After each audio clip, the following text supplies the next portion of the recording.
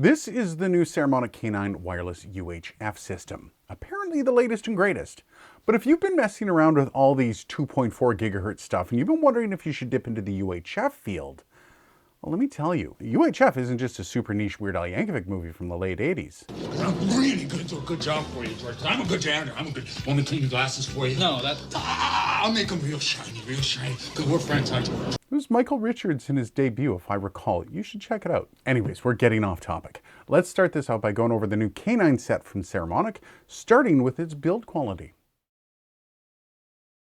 By the way, fun fact, this is my first ever UHF unit to review on this channel. Don't worry though, there is more on the way. I've got the Sennheiser EWDP set up, so that's on the way. These things though, they're pretty nice for build quality actually. The units come in a flight case as well, which is pretty sweet. Quite rugged if you're traveling with this. I think you'll probably be fine. Now when you open up the case, you basically get all the things you need to get these things working. As for the units themselves, I'm guessing they're all aluminum construction because they're pretty light, not really going to weigh down your belt at only 162 grams. The screen, it's pretty good and decent to get through the menus, though I find the screen a bit rough in really bright environments. Would be nice to have a matte screen for that.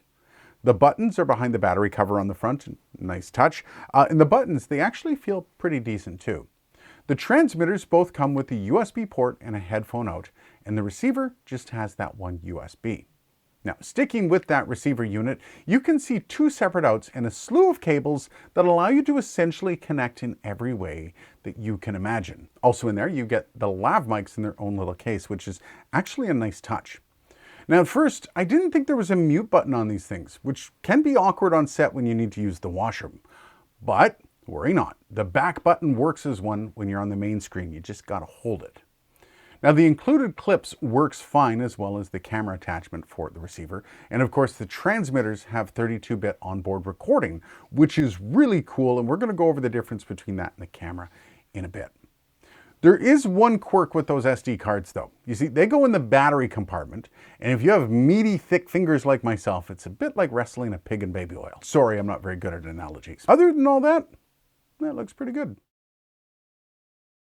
So I guess this is the ultimate question for this video. Is there a better or worse UHF or 2.4 gig?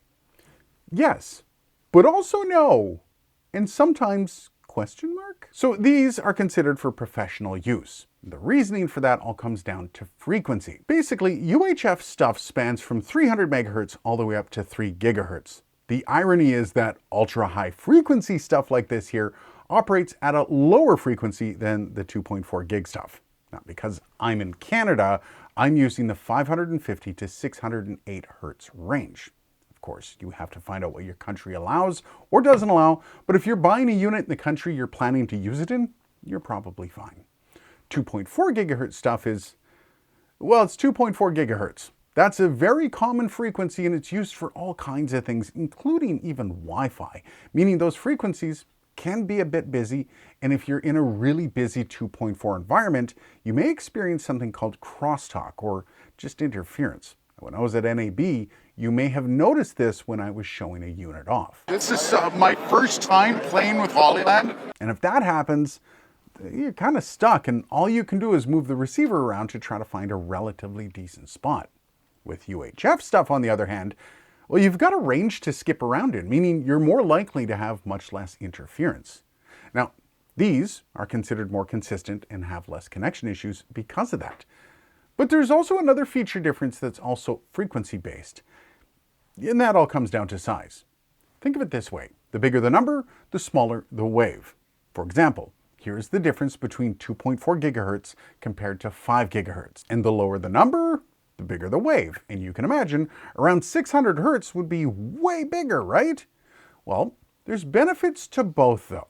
The larger the wave, the further it will go and the better penetration it has. So that's why your 2.4 gig Wi-Fi goes further than your 5 gig Wi-Fi. Also, the bigger the wave, the easier time it has going through walls. So you can do things like this. And here we go, out of the studio, got my handy transmitter with me. We're gonna go up the stairs and you're gonna see that the signal doesn't drop off. Now, all this is being recorded on my camera downstairs. We're up into my kitchen with my dog who wants to go sit outside in the sunlight. Everybody say, hi, Boo Bear. Oh, The whiny dog. Yeah. Don't worry about him. And now we're into my living room. And this is the transmitter transmitting the sound down to my camera. Again, with 2.4 gigahertz, you can't do this stuff because as soon as something gets in the way, even your body, that signal drops out. Let's go back to the basement. Whoop! You see, 2.4 gigahertz stuff like this requires line of sight between the transmitter and the receiver. And again, even your body getting in the way can mess up the signal. However, there's still room for this 2.4 stuff. You see, if you're not in a super crowded 2.4 gigahertz space, these are great. And with the cost being a significant factor between the two, anyone can buy these. I even saw a video a few weeks back from Tom Buck showing off a no-name $17 set that punched way above its weight class for that price. Meaning you don't need to be dropping $1,000 on a setup to do shorts or TikTok videos. And I think that's generally where we find the line in the sand between these. Content creators like me love the 2.4 gigahertz stuff. But as you get bigger and you have more gear, stuff that needs to be synced, well, you run into a lot of need for the UHF stuff.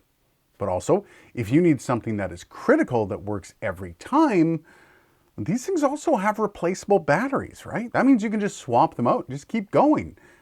However, if you're like me, you probably don't need all the security these things bring. Or maybe you do. It's really up to you.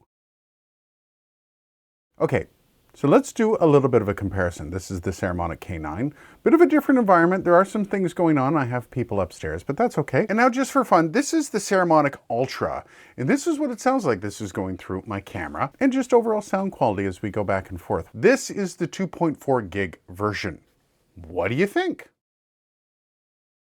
All right, let's do pros and cons, and let's start with the pros.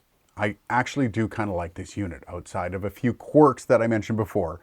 This is kind of a hit from Saramonic.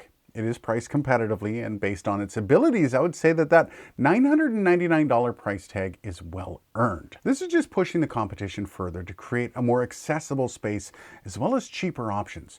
Remember, competition is always the best thing for the consumer.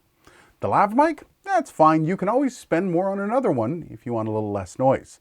32-bit float onboard recording is massive. This is a very compelling option for people looking to pop into the wireless UHF space. As for the cons, this mic is a touch noisy, let's be honest. Also, I do find the screens to be way too reflective. Any kind of light, you're going to find yourself struggling to see the readout. Next, the battery life it's struggled a little bit depending on your use case. I mean, it isn't a ridiculous rate of drain, but let's just say you're going to be way better off with rechargeable batteries in these. And finally, and probably the worst one, the firmware updates on this are super clunky and prone to bad things happening. I've already bricked one, and honestly, anytime you're having to do all the updating yourself, things like that can happen, even if it's just you misunderstanding the update instructions, which I don't think is what happened here. I'm still waiting to hear back about that one. I know companies like Rode have spoiled us, but anything other than updating through an app is just antiquated and full of pitfalls. If the technology exists, I expect to find it in the thing that's being touted as a competitor to everyone else. So should you buy it? Yes, I do actually like this unit. I know my channel is going to start getting into more UHF stuff, which is kind of fun, and hopefully it can grow to the point that UHF stuff is actually needed.